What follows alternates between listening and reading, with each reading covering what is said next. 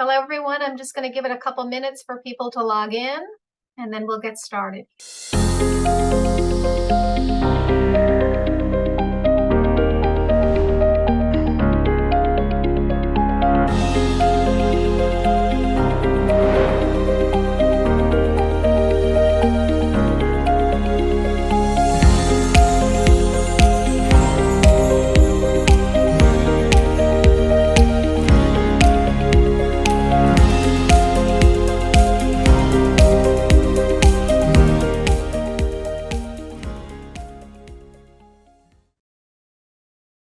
Good afternoon, everybody. My name is Jason Gottlieb. I am the Director of Revenue Cycle Advisory Services for New York Presbyterian Hospital, and I want to welcome everybody to our 4:10 p.m. Eastern Standard Time session, Building an Integrated Revenue Integrity Roadmap.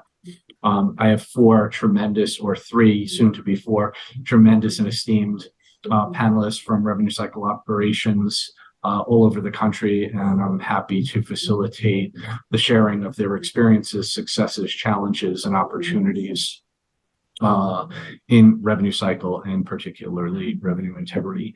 We are at about 13 participants. I will give it about another 30 seconds to see if we can top 15, and then we will get started. We're at 14. I will apologize in advance. I happen to be at UBS Arena this afternoon, and they are testing the sound system for the Islanders game tonight. So if you hear a lot of cheering in the background, that is just the sound system. Okay, we are at 15. Once again, good afternoon. Welcome to Building an Integrated Revenue Integrity Roadmap. I am joined by Linda Evans, James Lindgren, Fabian Stone, and Priscilla Frost. Thank you for joining us. Why don't I just turn it over to you, starting with Linda, then to James, then to Fabian, then to Priscilla. Why don't you just introduce yourselves, your title, the facility that you're from, and then we can get into the conversation. Hi, good afternoon. My name is Linda Evans. I'm the Senior Vice President, or have been, for Genesis Care, which is a large physician organization, primarily oncology and urology, surgical service. Just lost Linda. James? Yep. Hello, James Lindgren. I'm University of Miami. I'm the Executive Director of Health System Optimization. So University of Miami is an academic medical center in South Florida. We have almost every specialty all across the world, and my team oversees the revenue integrity function within our business. Fantastic. Linda, did we cut you off, or did we get the whole bio? No, you got the gist. Yes. Okay, great. Fabian, welcome. Yes. So I'm Fabian Stone, and I'm the Vice President for Revenue Cycle Enterprise at the Children's Hospital of Philadelphia, so CHOP. And so it's a pediatric facility, and we oversee all aspects of the revenue cycle there. So. Fantastic. And last but not least, Priscilla. My name is Priscilla Frost. I'm the Director of Revenue Integrity at North Caddo Hospital District in Vivian, Louisiana. And I've been in healthcare since 1986. I'm a certified coder auditor, and I've just been doing a lot. Great. Thank you. Welcome to each of you. Look forward to the next 50 minutes or so of conversation. So I thought what we'd first do is just sort of level set the conversation. This term revenue integrity, it's been being thrown around for a number of years now. It's become somewhat ubiquitous to the industry, but also a little bit enigmatic.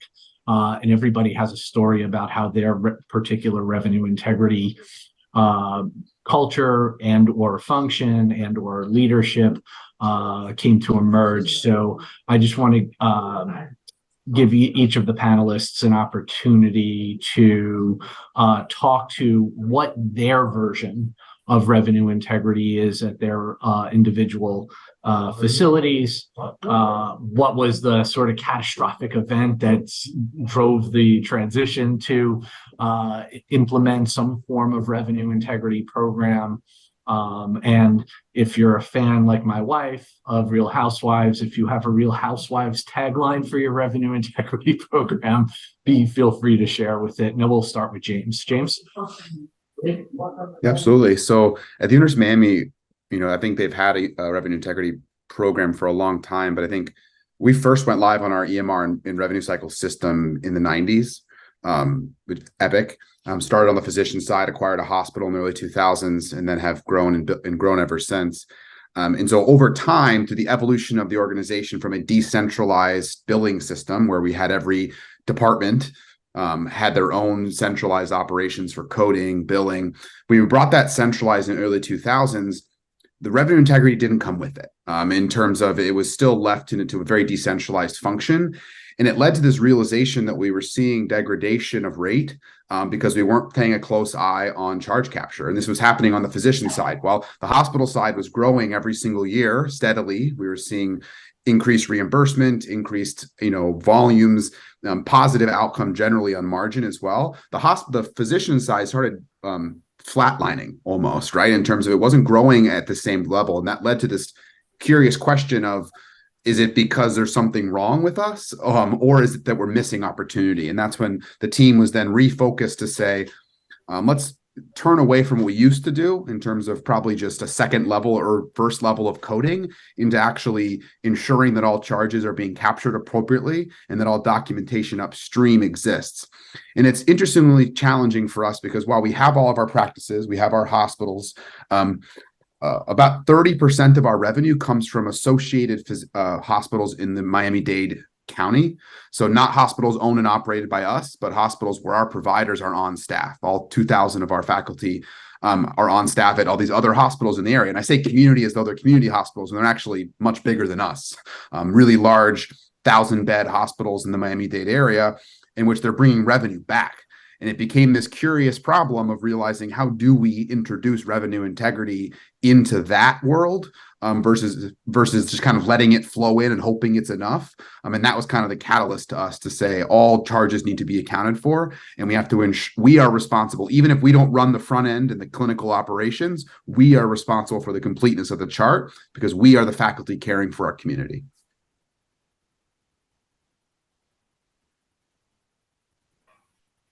Fabian, and how about you? Yeah, I can talk to you. So one caveat, so I'm new to the Children's Hospital of Philadelphia, so about 14 months in. And so I came into a situation where I was brought here to just work with our revenue cycle leaders across the enterprise. So with that said, we clearly had an assessment done that showed up that we have some significant opportunities. So with that said, one of the areas that we are now filling out is what we consider to be our mid-revenue cycle group. And so let me just talk about what's included in what we consider to be mid-revenue cycle, which is HIM operations, and then what I consider to be coding and CDI.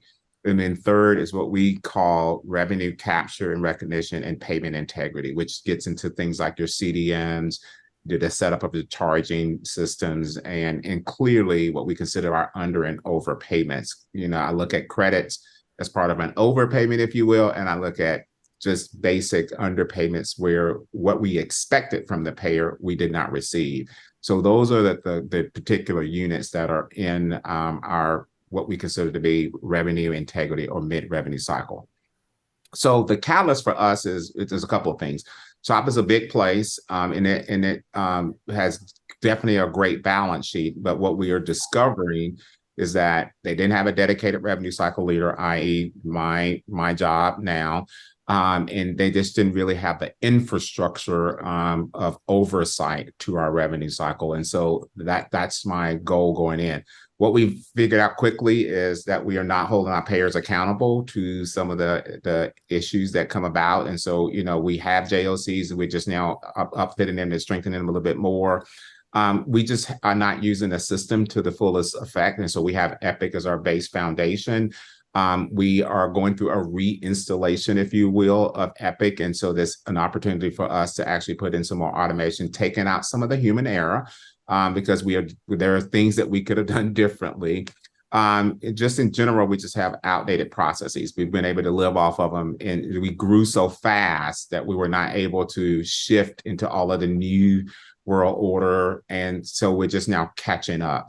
So we're working on all of that stuff, but the biggest things we're working on is around charge capture and recognition. Like, are we capturing all the right charges? And we created dashboards or hubs for all of our individual units so that they now can see what edits are outstanding, what charges haven't been closed. So there is a big, what we call the hub dashboard now, that every leader within a unit can see that dashboard, and then it rolls up to an executive leader who gets to see it across the spectrum, and then we report out on it at our executive leadership, at least on a quarterly basis, to kind of get synergy. And that's something we started over the last year. The other part that we are looking at is unsigned records in medical record, because to your point earlier, now I was like, okay, we're getting the charges out, maybe, but we got to get the documentation, got to kind of go along beside it. And so we've now created synergy around our HIM operations as well as our revenue recognition operations, so we can make sure that they're going at the same velocity. And then the third thing that we're working on is just our coding enterprise. We have individual units, just like everybody else, where they were decentralized, and now we're trying to bring them all in to have coding oversight of our coding enterprise. And specifically for our hospital-owned physicians as well as our hospital. We have another practice called CHAPA, which is not in scope for our world today, but we work heavily with them to kind of combine some of that, because we still only have one system and one patient and one doctor. So I keep telling people we still got to work together, although we might not have one revenue cycle at this moment in time. We still got to work together for reg purposes, for the fact that a document is a document. And so that's where we're spending a lot of our time in our revenue integrity space.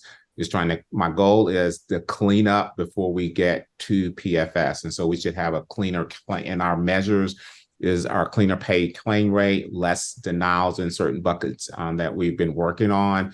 And then we should see an improvement in our NPSR just overall, because you're starting to collect more money on the account overall. So those are the measures that we look at within our space. Fantastic. Thank you, Fabian. Priscilla, you're the one that actually has the word integrity in their title. So I'm curious to hear what form and shape or particular brand revenue integrity takes at your organization, and how you lead that effort. Well, in 2000, I went to work for an organization in Shreveport, and we started the first revenue integrity there. And I was later recruited by a gentleman I worked with there to go to Trinity in Minot, North Dakota, and started the revenue integrity department up there. The biggest thing I found, and now I've moved back to Louisiana, and I'm helping a friend of mine with a critical access with 5 rural health clinics. And the biggest thing I have found is there's so much silos still going on in many areas, and people don't want to give up that control. But you have to learn the checks and balances, just like James talking about. Everybody has to realize the ultimate goal is to get revenue in to keep our doors open. So it's not that we're big brother coming in and, going, you're doing this wrong. We're here to help you find out, how do we fix the process? How do we move it in the right direction that we get the money and we get to keep the money? So bottom line, what I've been working with is educating, but looking at, what are your policies? Do we have the right policies and procedures in place? Do we have the right flow of who is looking at what? Whether it be the billing that's going out for the physicians, or whether it be one of the biggest examples I had when I first got here, I found out I didn't have signed orders for level of care for the hospital. And it was an IT issue. But that IT issue can cause me major heartburn. So again, you have to look at all the different areas that impact the revenue. Well, pretty much everything you look at is going to impact that revenue. So we fixed the problem with our residents. So now all of those orders were being countersigned and taken care of. So we fixed that flow. But every time you look, there can always be another piece. We have Cerner for the hospital side. We have all scripts on our clinic side, and they don't work the same. So you have to figure out both processes. But ultimately, what my goal is that I educate people so they know what to look for, because most people don't know what they don't know, and they don't know what they're missing out. If you haven't looked at your contracts, Am I getting paid correctly? Well, how do you know? Okay, my contract says this. I'm looking at the explanation of benefit. Hey, I didn't get paid right. They're paying me Medicare fee schedule. I should be getting my commercial rate.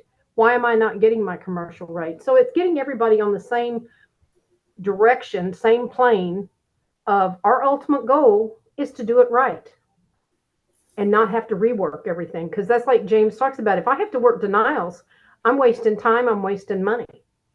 I should have it go out the door the first time in the right way. So that's what we're doing here is we're educating not only the staff, but our providers. No, but they That's fantastic, Priscilla. I appreciate it tapping into the education piece. We'll get more into that in a few minutes. Linda, I want to give you some airtime here. What flavor of does the revenue integrity culture or the revenue integrity, if it's an actual function within the revenue cycle, take over there at Genesis Care? We have just started forming the revenue integrity program. Really, we're in a unique position where we have 52 EMR systems. We have charges that are coming from hospital systems. So for us, it's, one of the big focuses is making sure that we're able to get all the data from the systems and be able to reconcile against what we expect the charges to be from whatever the source is, whether it's the scheduling system or the PAC systems, getting cooperation from the different entities to be able to get the information to be able to do a full-blown reconciliation. We, in terms of revenue integrity, forming the program, we recently added CDI and specialists in order to be able to align them with each physician's specialty so that they could help with physician education and the auditing component of the charts to be able to look at the documentation and provide feedback to the physicians.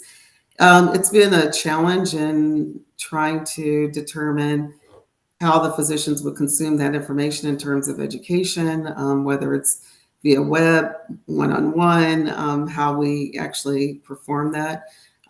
We have relied heavily in the past with our compliance team doing a lot of the audits, and now we're shifting over because the physicians felt that they were getting penalized based on the feedback that they were getting from compliance. So that's why we started developing more broadly this program that is independent of the compliance team. But our approach is really compliantly collecting on every procedure that every service that we provide, which takes a lot of oversight and making sure that we're doing the reconciliations.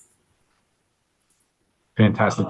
Thank you, Linda. I want to intervene. We've already gotten a couple of questions. Thank you, James, for I think hitting one of them. Fabian, to you, the question was the dashboard that you referred to during your opening comments. Is that via Epic or something that CHOP built outside of Epic? No, we built it along with Epic. So it's an Epic product. And so it's available in Epic, and we also were able to and we were also able to email it out to some of our constituents as well. So it's an Epic-based product. So thank you. Linda, back to you for a second. One of the things I find fascinating working for, personally working for such a large organization where the physicians are in fact not employed by the hospital. There's a piece of me that kind of envies you because you actually have a client to your revenue cycle in the physicians.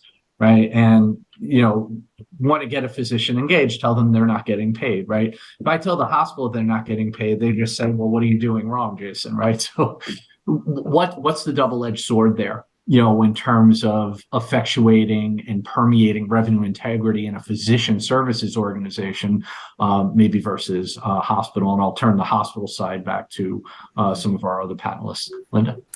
Well, over the last 9 years, I've been employed by large physician organizations. It really comes down to, in terms of physician engagement, it's the leadership, the physician leadership, and them being able to work respectively within their specialties. But also, amazingly, it also ties to the physician contracts and how they're getting compensated. So there's a little bit of a difference when they're getting compensated based on RVUs versus, an employment agreement where they're not, because when they're getting paid versus net collection rate, then they're very engaged in the process versus getting paid based on RVUs and just the revenue that's captured. And Priscilla, sort of back to you on the hospital side. When it comes to revenue integrity, we have to work with obviously a lot of non-revenue cycle departments, whether it be care coordination, utilization management, the individual hospital departments, obviously providers, IT. Maybe corporate compliance. There's a lot of what I would call non-revenue cycle departments, but nonetheless supporting partners. They drive, or either support the basic good and service that we deliver. You hit on the education a lot. I'm sure a lot of that goes to direct revenue cycle staff, if not your own revenue integrity workforce. What's your education? What's your socialization of the importance of revenue integrity with these non-revenue cycle departments? Well, the biggest issue with education is that a lot of them haven't been given a good base. So what you want to do is you want to work with them and approach them in the manner that it's not that you're doing it wrong, but let's look and see what your process is and whether or not it's working. And that's what we've been trying to do, is to help show them, how do you even find the errors? How do you, catch things? What do you need to do? And you have to teach them the basics to get there. It's just like if you have interventional radiology in my last hospital, I had clinical nurses who literally would go through the claim and go through the reports and the documentation, but we could carry that back to the provider, especially the interventional radiologist, and say, you pulled 6 of these leads, but you didn't document them all. And just to show them that that's a very important fact, that documentation, if we get audited, I can't prove that we used all of those devices. And those are the kind of things, even in a small hospital, you have to be able to document and prove of all the work you did. So it's just letting them know it's not me coming at you. I'm not Big Brother. Yes, I am part of compliance. But what I want to do is help you learn so that going down the road that we don't make those same mistakes again. Now, engaging some of the providers is not always as easy. You have to approach them a little differently. Just like we're working on social determinants of health and all your risk assessment and risk adjustments and all those things, population health that we're all dealing with. Those are new things. And when you look at them, they all go, oh, that's just government stuff. But if we want to get paid, we have to play the game. And that's the bottom line, is getting everybody to understand, we're not here to tell you you're doing it wrong, but life has changed. And if you haven't been in healthcare long, you may not realize that every day is a new day with CMS and everybody else. And you have to be willing to make those changes on a regular basis. And you can't print out something from CMS and never go look again, or any payer. United is another big payer, and they are constantly updating their rules. So is Blue Cross, so is all of these big payers, and we have to keep up to date. And your charge master has to be up to date. If you haven't reviewed your charge master, you may be not getting the revenue you could have gotten. So it's just educating everybody of how we all play together. It's the same thing with your IT. If your IT isn't understanding, okay, we want to look at this new product, but I need you to be here to help me make sure it's going to flow right and everything else. So it's an overall, the whole group has to understand education happens every day. If you didn't learn one thing today, you didn't do a good job. You got to learn something every day. Fantastic, Priscilla. Let me redirect another one of these supporting partners to James. Obviously, your response initially very focused on charge capture. A two-pronged question here. What's your messaging approach to individual clinical operating departments, whether it's ambulatory clinic, an ancillary service like radiology, a therapeutic service like rehab medicine or behavioral health? What's the message around charge capture, why it's important, how do you do it? And then above and beyond that, James, what are you doing with those departments to sort of identify unidentified opportunity? Like, we know what's sort of in the receivable and we know what's still to be billed, but if you've never captured it, it becomes inherently more challenging to identify it. So I'm curious to know what kinds of tools and systems that you have in place to identify unidentified opportunity. But first, why don't we focus on the messaging to the clinical departments? So the messaging, the thing that we focus on, and I'll focus in on the hospital, because on our physician side, like commentary shared by Linda, we have a very similar approach where we just have a lot of innate buy-in at the provider level. At the hospital side, we don't always have that same thing. So one thing that we did is we tie their productivity metrics to charges, and we don't allow statistical charges. So we don't allow you to drop statistics into any report. You have to use revenue generating charge codes to do that. And we don't make you pick them from a pick list. So we put a lot of pressure on our IT department and our vendor to ensure that our charges are fully automated. And I think we're at like 99% of our hospital charges are coming from clinical documentation. And trust me, that was painful. And not just obviously the end users loved it, but from a pushing, in our case, Epic, to say, I know that you blood admin as an example. I know that your foundational workflow is to use a flow sheet in the clinical documentation that right after the stop time gets documented, you ask, charging, yes or no? And we basically just said, Epic, try again, right? Like, that's not an appropriate workflow for us. We're already asking the nurses to do start and stop time documentation for compliance reasons, where we have to have that blood admin, not only so we can charge for the timing, but also from a documentation perspective, we need that discrete thing being documented for outpatient and inpatient blood infusions or blood administration. And what we said to them is, we agree with you. We shouldn't need to give you more clicks to capture your productivity. But we need to extrapolate your productivity from your revenue, not add a bunch of stats because of what you're comfortable with. So if there are things you're doing that aren't revenue generating, that's great. But we're not going to we don't want nursing or any support staff to be taking steps in our EMR just for the sake of statistical reporting. We should use the tools and reportings innate in the product to either get the revenue captured or capture their productivity. And so the leaders in the various hospital departments are hyper focused on productivity for good reason. It drives their staffing, right? If you don't hit your productivity numbers, your staffing is going to have to come down, not because you're not doing enough work, just because that's how it works, right? That's how, your expenses have to follow revenue. And if your revenue is down, your expenses need to come down. And the only way to pull expenses down besides renegotiating contracts for supplies is labor. And so we just keep those really tightly, and we engage with the departmental leaders to make those decisions. We don't make them for them. We just present them with the data and say, if you're missing revenue, we want to help you capture it. I think then to your second part of the question is very interesting. So when I first started, the first year and a half was focused entirely on run rate analysis to understand what was being captured that isn't now. And that's now generally fully automated. So we extract data out of Epic and use Power BI visualization tools. We worked with Epic to try to do something directly in their system, and we couldn't get all the pieces we wanted out of it.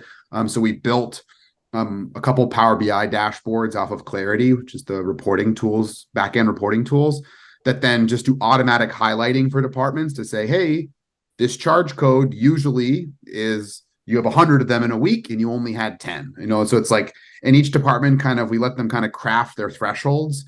And obviously not every charge code has a threshold, right? Some things we don't care about, but something like coronary bed charge in our cardiac, intensive care unit, if that goes down 10%, we don't necessarily mean it's a problem. It means that better mean butts and beds is also down 10%, or we've got some other problem going on. So we flag it for them.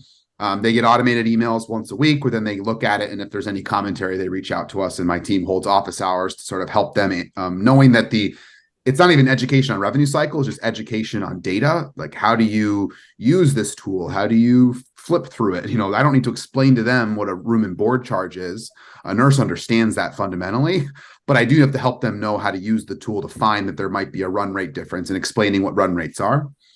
So that was kind of the first year and a half, and that was hard. And it's not perfect, but we've definitely gotten to a spot where a lot of hospital departments are able to kind of self-operate their own revenue integrity to an extent. Then that comes in the fun stuff, which is what you got at, which is stuff that's not even being captured and never has. We had one of these recently where my team is basically cycling through services almost. So we started with cardiology because we got a new chief of cardiology. So we said, let's start with him.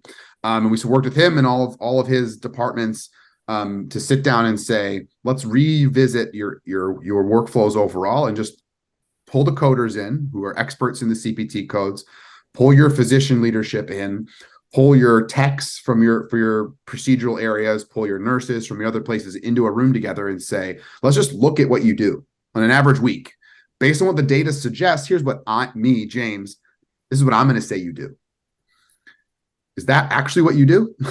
Because if it's not, then we've got a problem, because the data is telling me this story and you're telling me this. And we found that for implant cardiac monitoring, we were missing like 7 CPT codes that we've never charged for before.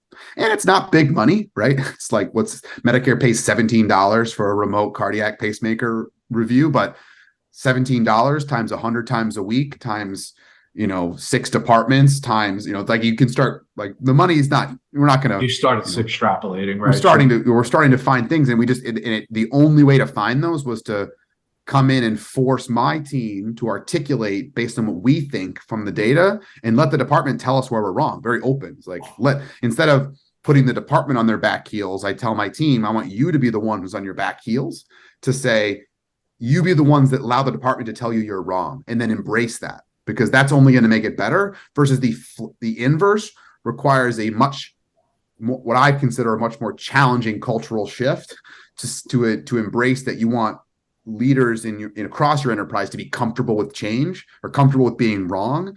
That's hard, but I can control my team and sort of encourage them. So it's okay if the chief of cardiology tells you you're dead wrong, because that's your job. Your job's to then go figure it out and get to a point where you both understand it. So those are actually the reason I've tried to get away from the run rate into this is because that's the kind of stuff that motivates my team, because not only are they finding revenue, but they're finding common ground with their clinical partners, and they're helping then the clinical teams appreciate their productivity in a new way.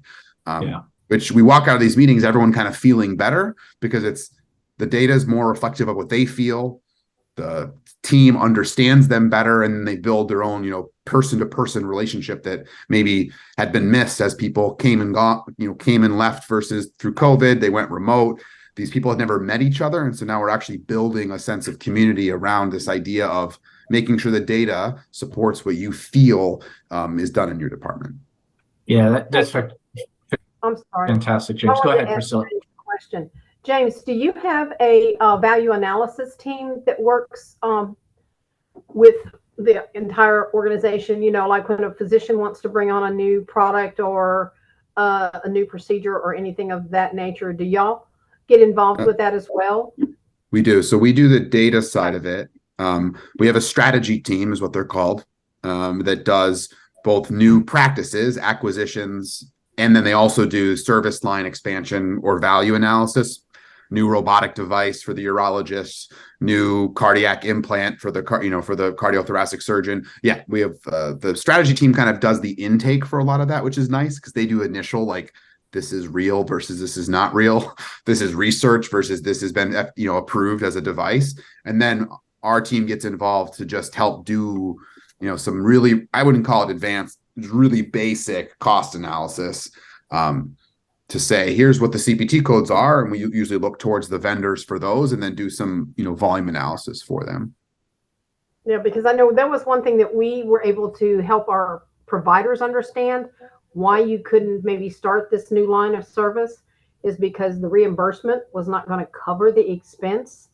A thing like an on-cue pain pump, nobody pays for that, but it costs a lot of money. Yes, it's good for patient satisfaction, but for ortho, we're going to have to come up with something else but if it's a heart patient, yeah, you might want to have it because of that heart patient. But I was just wondering if y'all were using that kind of process. Yeah.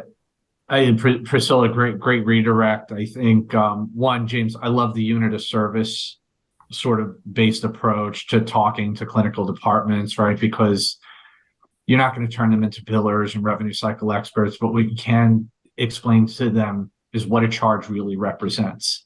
Because quite honestly, we can get paid without, maybe not on the physician side so much, but we can get paid without charging. Let's be honest, right? Inpatient environment, DRGs, who cares about charges? Maybe some cost outlier things.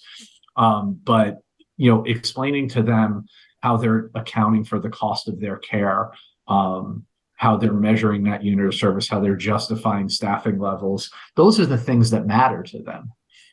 As a centralized corporate revenue cycle, they look at us as their vendor, right? And that's all. Like you've taken my registrars away from me. You do the financial clearance. The only thing we ask them to do is represent the basic good and service that they're delivering every day, which is patient care. And they have to do that in the form of charges. Let me turn the conversation back to Fabian. Fabian, you spent a little bit of time in the early part of the conversation talking about payment integrity, contract compliance, payment variance. From a revenue integrity perspective, I was curious, and obviously being new to CHOP, but maybe in your previous experiences, some of the external forces at work, i.e. the payers, can unduly influence, distract, and potentially compromise our revenue/payment integrity. Speak to the means by which we sort of bulletproof, but also leverage external forces for the betterment of revenue cycle and financial outcome. For example, what kinds of mechanisms, dare I say, collaborations or controls have you implemented in your career to drive better sort of payment integrity relationships and outcomes with the payer community? Yeah. So I'll start backwards first and start with how do we identify these opportunities first, and specifically around payment integrity. Let me start there. So as you know, we use the Epic tool for right now. And so what's happening in the past, and I'll use a little bit of, and this goes from my past up to where I am today, is typically what we had was our collectors trying to be a jack of all trades. So they're now trying to collect the money from the payers, but also recognize, oh, well, but Blue Cross should have paid me $2 more and not $8, but 10, which 9 times out of 10, they didn't really always know what that was. And so in my mind, they were chasing stuff. Sometimes it was fruitful, but not always efficient. And so the whole movement for payment integrity was, could we do this in a more efficient manner? And can we look at it across CPT codes, cross payers, cross certain DRGs? Because when you look at it at a macro level, you start to recognize that there are some themes there. And so I took some of that experience that I gained from Duke Health to the CHOP. And basically, we're now taking it out of the collector's hand and now putting it into hands of our payment integrity analyst, which is also led by the person that helps do all of our contract modeling. So she knows exactly what the contracts should be doing. And she's also the one that set the internal system up. And so because we're not 100% perfect, if she finds an error where, oh, it really should have been $8 and not 10, she can course correct that, and then we can reconcile that, because we're going to make mistakes because there's humans involved. But the lion's share, what we've been able to do is now link and then find major issues for payers. And so that was the start of that part. And that seems to be working successfully, and we are able to make some modifications as we go along. Some payers are saying, hey, well, we're not going to go back and pay you, but we'll give you this increased rate for a 6-month period of time based off your volume to try to make it up. So we're striking deals with them so that we don't have to create rework for them either, because to open the claims back on repayer is we work on their side. So we're crafting what I consider some of those types of things on the back end. But more importantly, where I'm starting to forge a good relationship is I meet now with the top 5 payers for the CHOP. And we meet on a quarterly basis. And I do that, strategically. One, because I want to be a good partner, because there should be stuff, and they do, trust me, have issues with the way we do things. And, if we could enhance some of our processes on our end to make it more efficient for them. But at the same time, I'm asking, how can we get claims paid faster? And we have, because we see kids in all 50 states, I have Blue Cross as my major thing. So I got Blue Crosses all over the place, and they're the hub, but they're called, for us, is the Blue Card. So now I got to go to each state, which they're the intermediary to. And it's like, oh my God. So what I'm trying to do is kind of help keep everybody on their toes. And I look for the largest payers and meet with them and do that part. What we start to do, because it's new, but we did it where I came from, is starting to work with them on, now that we have seen data and you trust me, I trust you. Now let's start talking about why you keep denying the same bariatric case over and over again. And 98% of the times you pay me. I send you the medical record. It takes, 3 months, but you end up paying me. And this is our track record. So could we start to take that offline and perhaps not deny me, but let's do a quarterly, 50 chart review. And, because it makes more sense to do it that way versus you touching everyone and creating a bottleneck for us and bottleneck for yourself. And so we're starting to do things like that. And then to also go in with all of our local hospitals around things like, and I'm drawing blank on this tool that Epic has, where we can all start to file push our medical records through this portal, and I'm a Payer platform. And so we start, because you can't do that in isolation. There needs to be volume. And so we're starting to work on their behalf to say, like, Blue Cross, if you really want to do this, and I'm using them as an example, but they are good partners with us in this space. If we really want us to use more of this, like, I got to get everybody on board so that you see the economies of scale. And so I'm trying to be realistic that I need to help them through this with our partners in the community. And things that we can do to support them. So those are strategies that we're using. More importantly, I'm all about the patient. And so we are trying to help manage the patients too, which is an outer area thing. Like, how do we make sure, because I heard somebody earlier say, well, that we can't get paid for that. And so my thing to people is, we're not in the business of telling you can't see patients, but we're, as revenue cycle leaders, we're in the business of giving you clear guidelines on what that means for the patient. And that means sometimes for the patient, if you bring them here, there's going to be a large out-of-pocket expense because you're getting them out of network. If you bring them here, this and this is going to happen. Not that they can't, because there are alternative levels of care. If indeed, my term is, if we're the only, which, because we are a children's hospital and we do a lot of research and development, we sometimes hold the key to the only therapy. That is our mission. And we're going to work towards our mission of the only. If we're the best, then we have to we're going to share the wealth with all of our other colleagues by leaving them in certain states if they have the technology or the clinical output. But we have to now share the wealth because we're not getting paid the same. Payers are trying to keep their patients in their states. I got it. But I can't afford to take them if they're not going to pay us. And so then the question is, we're trying to work with our doctors to say, could you meet with a doctor locally through a telehealth visit or something else to try to see if we can't manage them afar? That's tricky for us right now, because we've been able to be everything to everybody, which is still our motto, but we have to be fair to the patient experience. So let me pause right there. I love that perspective, Fabian. We've done something similar at New York Presbyterian, in terms of oversight. We want to make sure that, any service, being delivered in a new venue, being delivered in a different way through a different approach, or just flat out new program.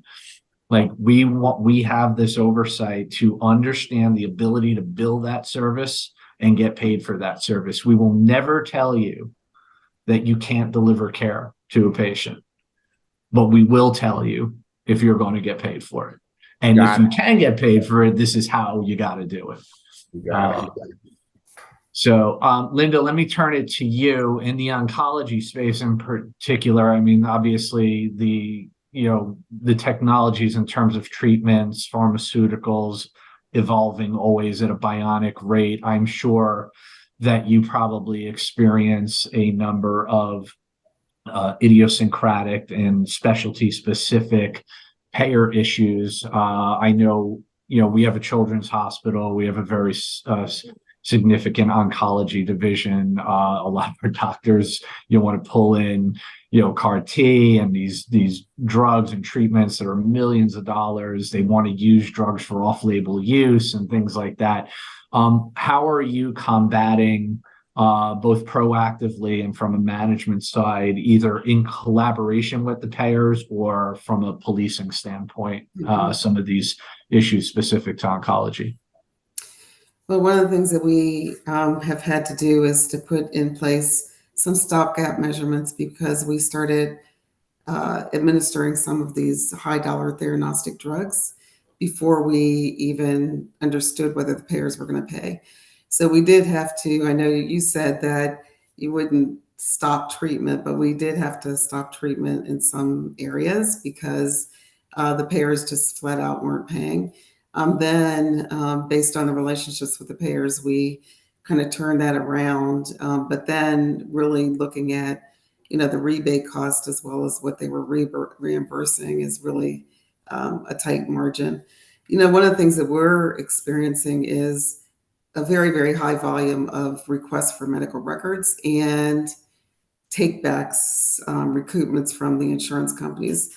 And we don't have the advantage of using Epic, and I'm not sure if Epic has tools to really track takebacks and recoupments well, but that's an area that I think is really untapped, where you get a lot of these demand letters and then they're taking back. You have to figure out the combination of, do you really refund them or do you wait for them to take back? How do you control that area by payer? I think is, I'm hoping that we're looking at, have been looking at trying to build something that a program for ourselves or using, some other technology, but our core system doesn't allow us to track it very well based on how the remits are coming in. I think that's an area where we should join together as organizations to really figure out how we can control that, especially build in the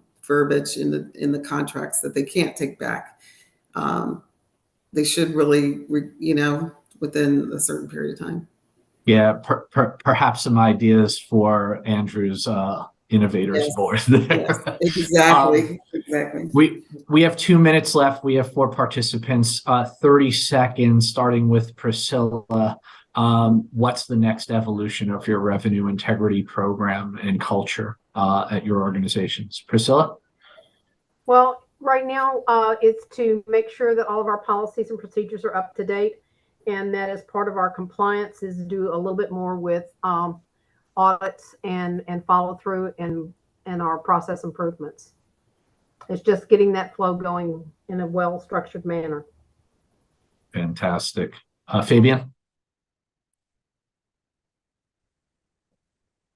Hold on one second. The sound went out right quick. Just You're good. repeat the questions right quick for me. 30 seconds. Next step in the evolution of your revenue integrity culture / program. So the next step for us is basically to get on the road show to start the education of providers and clinicians. We've just started to stand the program up. We haven't really gotten out to the education piece of it here at CHOP. Fantastic. James, same question. Yeah, I think as we continue to build muscle memory around revenue integrity in terms of gross charges being captured and documentation aligning with it, the next natural evolution is helping to connect the dot with reimbursement. That's something that's centrally controlled and is a closed shop with Treasury. And I think we try to educate, but because of the complexity around payer contracting and how reimbursement works, we've not yet tried to evangelize or help educate around what that means and how it impacts the day-to-day. And I think that's the next natural evolution in helping departments feel connected to that part of the business. Fantastic. And I'll wait for Linda reconnected. And there she is. Okay, Linda, 30 seconds. Next step in your revenue integrity culture. Education is really big, and refining analytics and being able to provide more data at the physician level that they are able to digest and utilize. Fantastic. Okay. That brings us to conclusion. We are at the hour. I think that's the first time I ever facilitated within the time slot allowed. So all credit due to my colleagues and esteemed panelists, James, Linda, Fabian, Priscilla. Thank you so much for the opportunity to facilitate this conversation. And Andrew, thank you for providing the platform to do so. I'll turn it back to Chayla.